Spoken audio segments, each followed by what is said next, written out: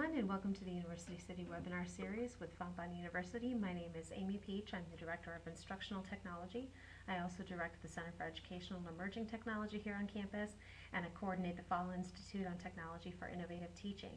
And in this first installment of the webinar series, we are going to address a technology that I get asked about all the time in the center from our pre-service teachers. Definitely, they're pretty scared of it, and a lot of in-field teachers who have it in their classroom but really don't know what to do with it. It kind of sits in there like a $3,000 projector, and we of course are talking about the smartboard. So during this session, we're going to address some of the tools, techniques that can be used with the notebook software to make your teaching really dynamic, make everything very exciting and engaging, keep students engaged, and make sure that we have measurable outcomes that come out of this. So during this session, we're going to start off with just some of the basic ways that it's used. Most often, really, PowerPoints, worksheets, things like that. When I see teachers in the field using it, 90% of the time that's what they're using it for. But then we're going to expand into some nonlinear options for using it, the activity builder, some of the focus tools, and then we're going to explore the Smart Exchange a little bit more, because there's no reason for you to create it if somebody already has. And so that's a whole series of lessons that you can easily adapt for your own purposes. And so we'll be looking at some activities in there, review games, and things like that. So I'm going to start off, like I said, with just kind of the basic ways that we use it. And 90% of the time that involves a PowerPoint. Really doesn't matter what level or age you're working with. At some point, you remember the old overhead projectors, you put the clear transparencies on, you go ahead and write your notes on it, and then it would sit in a folder, and then the next year you'd take it out again, maybe wipe it clean and start over. But nobody would ever have access to those notes. Students would have to kind of write the notes down themselves if they wanted access to it. One of the nice things about the smartboard is that it allows you to go off on those tangents, but then save all of those notes and give them to students. And so that can be extremely beneficial. So I decided to start off with just a PowerPoint that I used in a workshop with faculty a little while ago, just because it's clean and simple and easy. And you can see nothing, really all that special about it, basic template here. But if I were running this workshop, which is, teaching our faculty how to build courses for competency or mastery, then what I would want to do if I were doing this on a smartboard is to allow the conversation to go in different directions. So as you know, in a lot of our classes, the learning kind of grows organically out of who is in the class, what their questions are, how they're engaged, and what their natural curiosity is. Now, of course, we don't want to go too far off on tangents sometimes. That was always a problem for me when I was teaching. It still is, actually.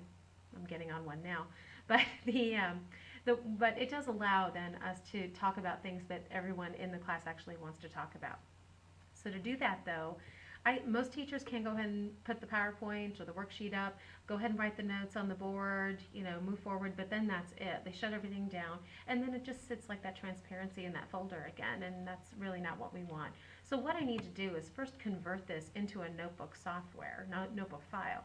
And if I go to the File tab, and I know it seems strange, but I go to Print, and then it recognizes the Notebook Document Writer as a printer. So if you don't see it, just click on the drop down here and you should find it. Go ahead and click Print, and then what it's going to do is convert my PowerPoint into a notebook file. Then I can really engage with it. Then I can do a lot of really interesting, fun things with it.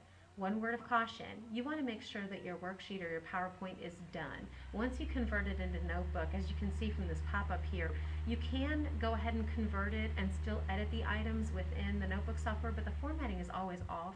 It always looks a little bit strange and different, and that's not what I want. So usually I try to get all of my editing done beforehand.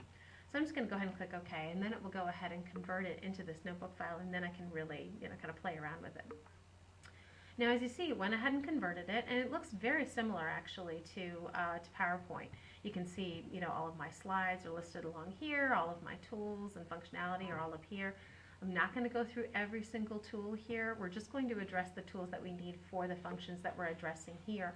But you should notice that there is a worksheet, or not a worksheet, there's a handout that points out all of the different tools that are available to you. So if there are other things that you're curious about on here that we didn't cover, be sure to reference that, and then you can kind of see what it does. So if I were presenting this in a workshop or a class, I can go ahead and go through all the slides and kind of explain things. But let's say I go past my title page, and If I'm conducting this workshop, then the first thing I want to do is get buy-in, which we all have to do. All teachers are sellers. So how am I going to sell competency-based learning, to my faculty or whatever you're teaching? You're teaching physics, you've got, 4 bullet points there. What are the reasons why they need to know this? If you got them hooked, then you got them for the rest of the time, hopefully. So I've got my 4 bullets here, and these are kind of my basic reasons why they should look into competency-based learning. But remember, with these points, anytime you're making a rational argument, not all of the arguments are made equal. So that's where the tools in the notebook software can be really helpful. So if I click on, my pens here, and of course it has the old standbys. You notice if you pick up your pen on the smartboard that it's got the red, blue, green, and black options. But then there are a few other options. Depending on what version of notebook software you have, I believe we're on 11. So this may look just slightly different from what you have, but the basic functions are all pretty much the same. So let's say that I, just want to explore, kind of my basic red marker here, and I want to say, okay, we need to address why competency is important here. And so I am going to, oops, I already make a mistake here. If I click on my eraser, then I can go ahead and erase it. See, you just learned another tool. So if I'm going to stick to my red here, and I want to point out, okay, why is competency-based learning important? And if you see me make little mistakes with the pen, I apologize. I'm using a graphics tablet, and this is one of the new technologies for me. I'm still kind of learning it myself. So that kind of helps me to highlight, what the point is. And then if I've got these 4 basic points here that I want to make an argument about why competency is important.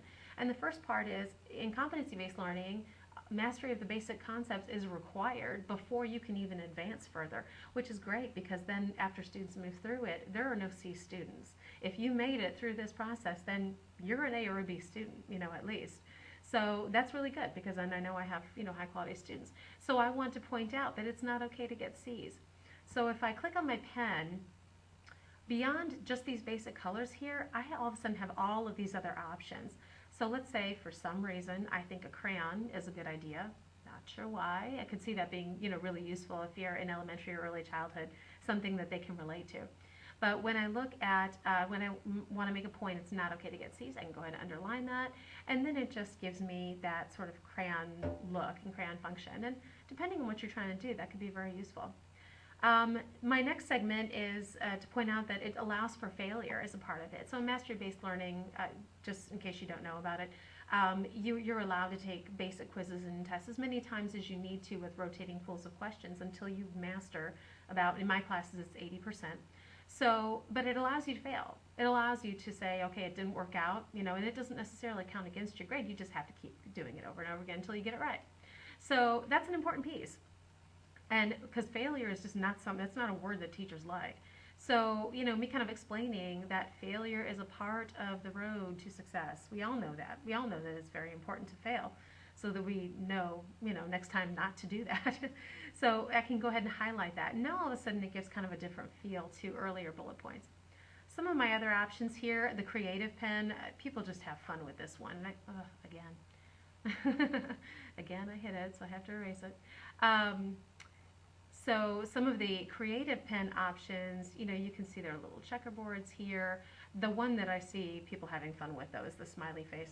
This kind of gets in the way of the point that it ensures students graduate with a high level of teaching skill, but I'm going to go ahead and circle the high level. Yay, everybody's very excited about that.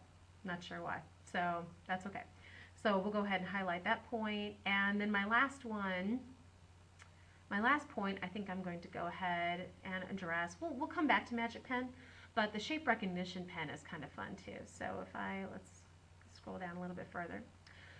So my last point is it's a very highly respected but leading edge teaching practice. In fact, one of our classes won the Blackboard Exemplary Course Award this year. So I want to say, yay, that's very important. I want to have an extra caption here. So if I want to create a caption, one of the nice things is if you are terrible at drawing shapes, as I am, my kindergarten teacher would be mortified, I can do a little circle here, and then it'll just recognize it and say, oh, you're trying to do an oval. I can go ahead and draw that for you nice and neat. For people like me, that is just a godsend. So I want to go ahead and say, I'm going to have a little extra caption here that kind of points something out. So what I can do with my regular pen option, I can go back up here and I can say, okay, I want, some different lines here. So So I'm going to go ahead and make a little drawing and kind of explain to everyone what that is. And I'm not going to bother with it right now. I can go back up to my blue marker and say, just provide my explanation of, what that course award is, why they got it, blah, blah, blah. So I can go ahead and expand on those ideas. So now all of a sudden I've engaged, we've all talked about it, all of these different bullet points have different components. It was really just to demonstrate a lot of the tools to you. Obviously you wouldn't want it looking like this, it's a little busy. But let's say that one of the methods that we can use in nonlinear teaching is to not just move from slide to slide to slide, but let's say I need to come back regularly to these points about why competency is important because I'm afraid that they might lose that at some point. So what I can do to make sure that we're always addressing this, I can go up to, this is my full screen view, so if I were in a class I can go and have a full screen, but first I'm going to go into my dual page display. And this allows me to have two different slides on the same page here, which is great. It can be useful. It can be a little busy too, depending on what you've got. But let's say that I know that I need to address this thing all the time. I know that I need to talk about competency. I need it to be visible all the time. So I've got this page selected. I know this is my important page. And what I can do is I can pin pages. So even as I'm moving through the different slides, that one is always going to be visible so that we can always go back to it. A million different reasons why that would be useful. So you can certainly think in terms of your own lessons why that would be important. So what I do is I go to View and I go to Dual Page Display, and toward the bottom here I can see a pin page option. And then all of a sudden it puts these great little push pins in there. And then I know that as I am moving through my different slides, which down here in the lower left hand corner, I can kind of see that, can move. And as I move through all of these different levels, and it pinned it to the right, but you could certainly have it pinning to the left too. So as I move through my different slides here, so if I've got the effectiveness, and I can say, okay, the level of skill and advanced work really drastically improved, and I can go back and say, okay, so why did my students, their advanced work really, really improve? Probably because I allowed failure, as part of it, or that they had to get the mastery concepts. So I can tie these components back to one another, and so that's a really, really nice feature. When I'm all done with my PowerPoint, we've already addressed all the questions, the problems. I don't want my participants forgetting any of this stuff. So, and let's say they don't have notebook software on their machine, which is highly likely. So what I can do is I can go to Save, I can go to Export As, and then this one I'm just going to go ahead and do a PDF because everybody can access a PDF. Ask me if there's any particular information I would want. It gives you all kinds of different options about how you can have this set up. I want mine to be a full page option here so that they can see all of the notes. And then I can go ahead and save it, and I'll just go ahead and save it to my desktop. Hit save. It will go ahead and save all of those items for me. And then if you have a learning management system, or I think you guys are getting Ed 2.0 or something like that. I forget what they said you were getting, but once you get that moving, then this is the kind of thing that you could put in there for students and say, okay, when we get closer to the test, please remember to go back over to the PowerPoint. Remember when we talked about all these things, we had the smiley faces around that? Then it just taps a different part of the brain, and they remember it a little bit better because they may or may not remember bulleted points, but they do remember when the conversation deviated 9 times out of 10. So that can be extremely helpful. So that is just kind of the basic rundown of the essential example of how we can use that. But now let's dig into it just a little bit further. You know what? I'm going to go back into my notebook software here, and I'm going to create just a brand new file so that we can start playing around with it. I don't want to save these changes. I'm good to go there. And now I've got, a brand new, nice, clean slate. But it's still stuck on my dual page display, so I need to go back to single page. Okay. Now, I skipped over the Magic Pen earlier because I kind of wanted to show you some of the features over here on the left-hand side. This is where you can build your content. If you already have your content in PowerPoint or a worksheet or whatever, that's great. Or you can build something directly in notebook software. So when I click on the gallery, I can see all of my different options here. It's got activity toolkits, activity examples. Gallery essentials, I think, is what we're going to talk about here. And that's really just some of the basic pictures that are available. So I was a geography teacher. And I was a geography teacher in the classroom before we really had this available in all of our classes, and I would have killed for this. This is just such a fantastic feature. But when I click down, first of all, you can expand all of the different folders here. You can go ahead and type in a search up here, so if there's something specific that you're looking for. But I'm going to go ahead and use, I'm going to go ahead and use geography as an example here and use the maps. So if I click on my expanded, I'm just going to browse through and see what's available here. And let's say I've got some maps of Africa here. That would be great. Now, I can see that there are 68 pictures of Africa in here. I've got quite a few. Now, if I were teaching a class and I've got, 2 maps here, let's say I've got Central Africa, and you can see that it has one that's detailed and one that's not. So if I decided I wanted to first show them a labeled map, I can go ahead and take my picture and just drag it and drop it right over on the side here. And then all of a sudden I have a really great map of all of the central countries in Africa. And there are a lot of things I can do with this. I can make this picture, quite a bit bigger if I wanted to. I can condense it. But what I wanted to do is really show you how the magic pen can be useful in this case. So I'm going to go back up here to the magic pen. I'm going to go back up to pens, click my drop down here, and then remember we've got this magic pen option.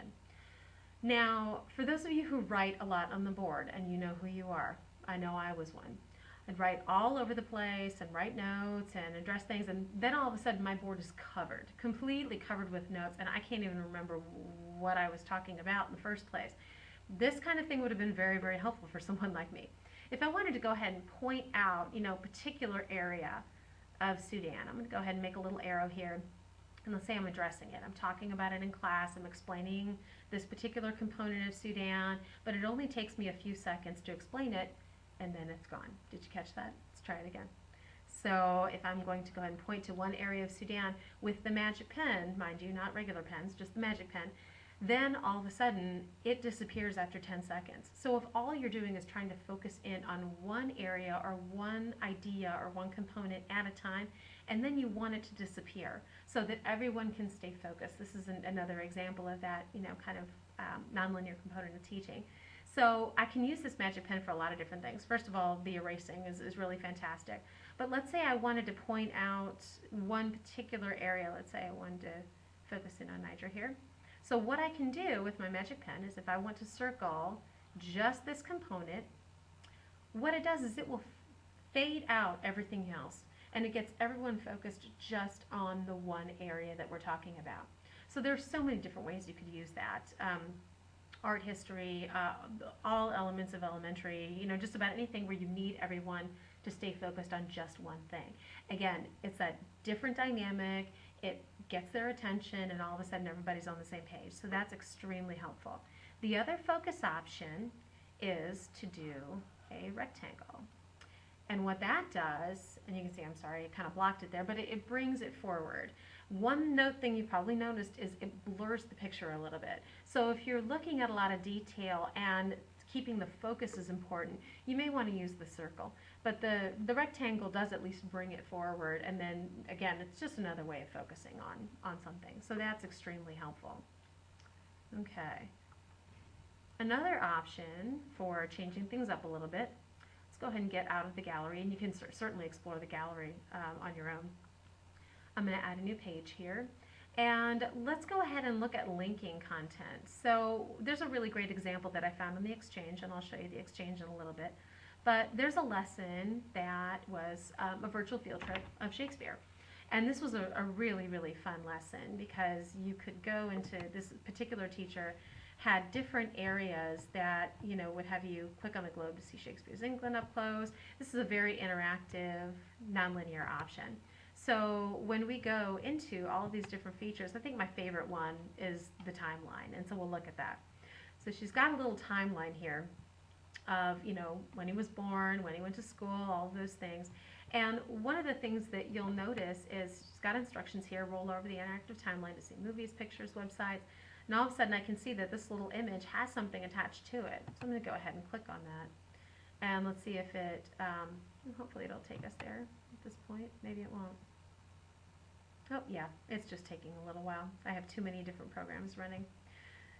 So what it does is it will go ahead and open up a different website, and then all of a sudden it takes you to that link. So you can see that she has pictures representing different pieces of the timeline of Shakespeare's life, and then it takes you to a separate website. And so that's a really very helpful piece, and it took you to the second website here as well. So that can be an extremely useful tool. And it's very simple. You didn't have that clunky URL, and it just looks a lot nicer when you can do it this way. So there are a few different ways that you could do that in your own notebook software. But the way that she did it, I think we'll just go ahead and address that. The way that she did it is she went into the gallery, and let's say I'm going to just do a search for lions. Just because. All right. So if I look at a lion, oh great, I've got a great little picture of a lion here. I'm going to go ahead and roll that into my notebook software. And let's say that I want this lion to be a hyperlink. Of course, I could type the word lion and make that into a link as well, but the picture's a little more fun. So I've got this lion here, and what I can do is go into my drop-down menu, and I scroll down to link, and I have to go ahead and put a web address in here. So I'm going to go back into my Excel, or I'm sorry, my internet page here, and let's say I'm going to do a search for lion.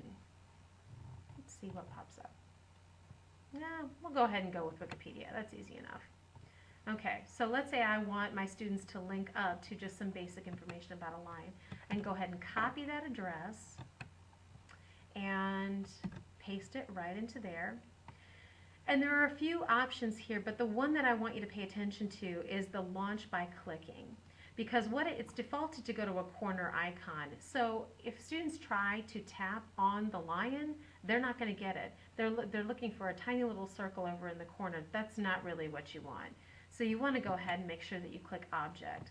And when I click that, then all of a sudden, if I click, all of a sudden the little finger shows up, and it will go ahead and take me directly to that site about lions. And so that can be really useful too. Okay, before we get into other elements of the Smart Exchange, I'm going to wrap up with some activity builder items. And this is one that I get asked a lot too, so we'll go ahead and wrap up some of our interactive elements with that. So to get into the activity builder, this little puzzle piece right down here is really what you're looking for. And you can see that, first of all, in most of your technologies, if you click on how to build an activity, it will create some different, it'll give you some directions and kind of explain to you what it is that you're trying to do. Okay?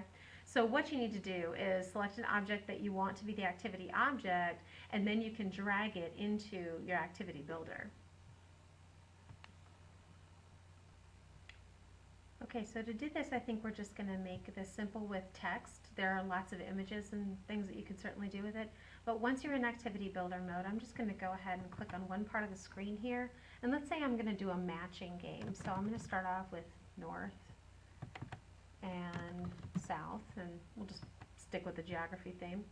And let's say I have a series of states and I want them to categorize. Do they think this is north or south? And of course there could be, some argument when you hit, right around the middle states, but we'll make this simple, and we'll first start off with a state that is pretty obviously north, and another one that's obviously south.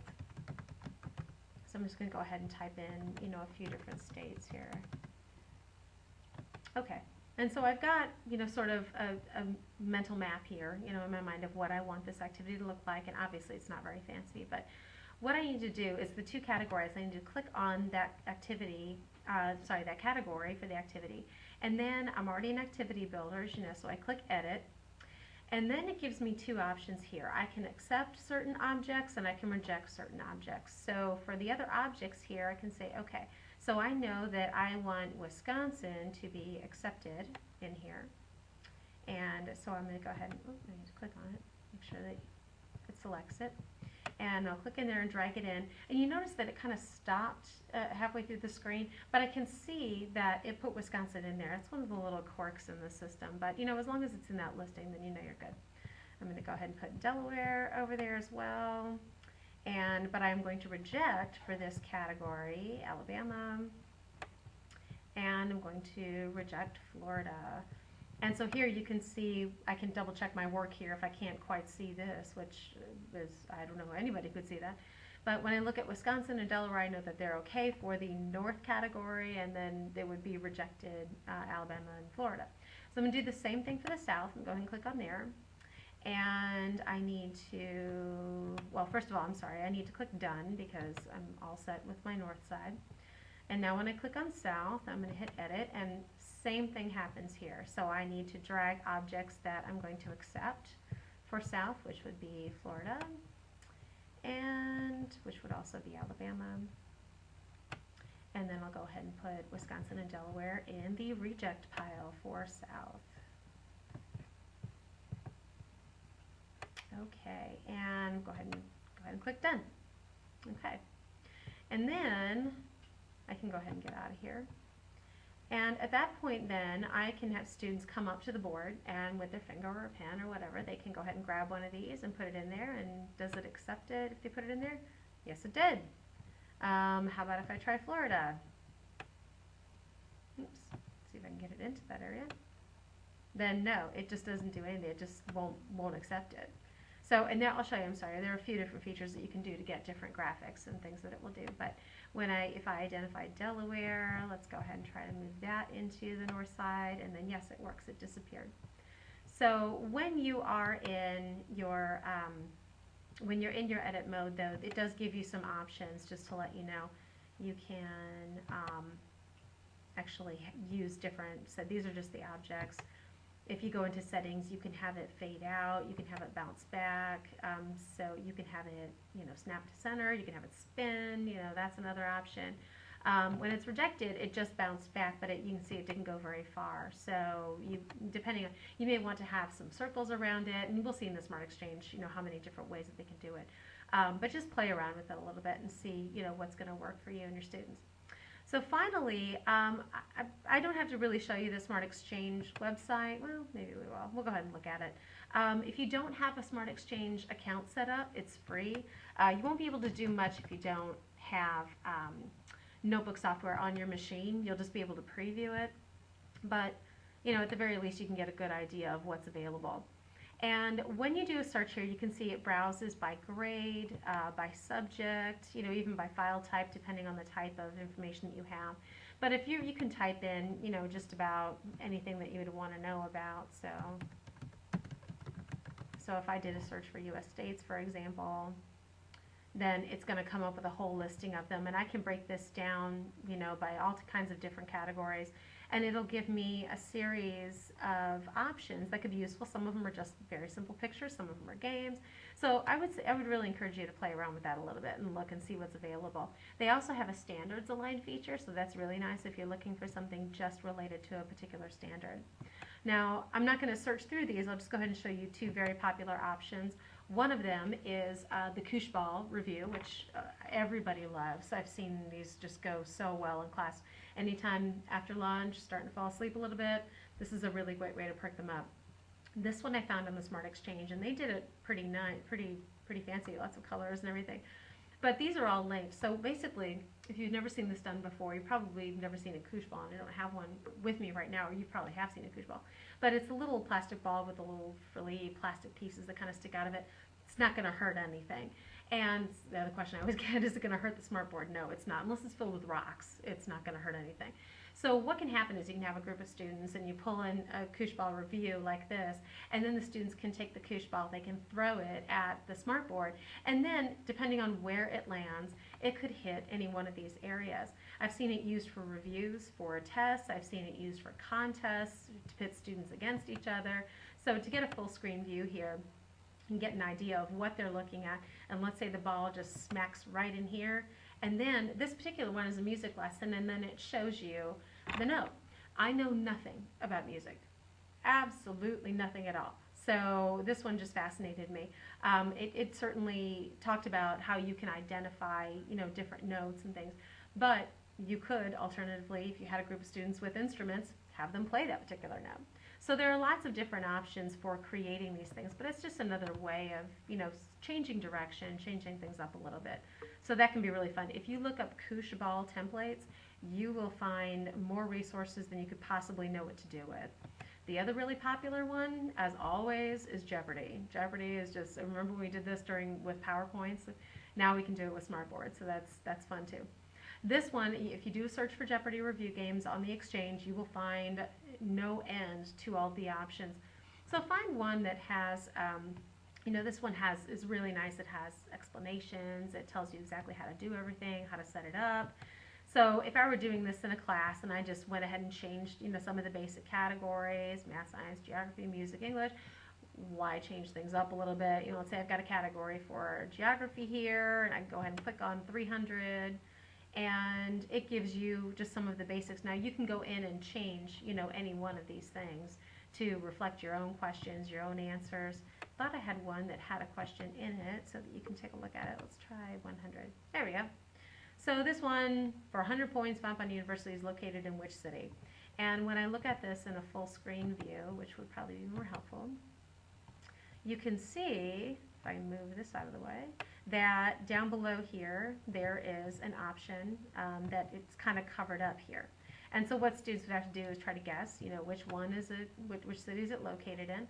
And if they go up, use their finger, move it, right on out of the way here, then you can move it to reveal, yes, it's in Clayton, congratulations, you got it right.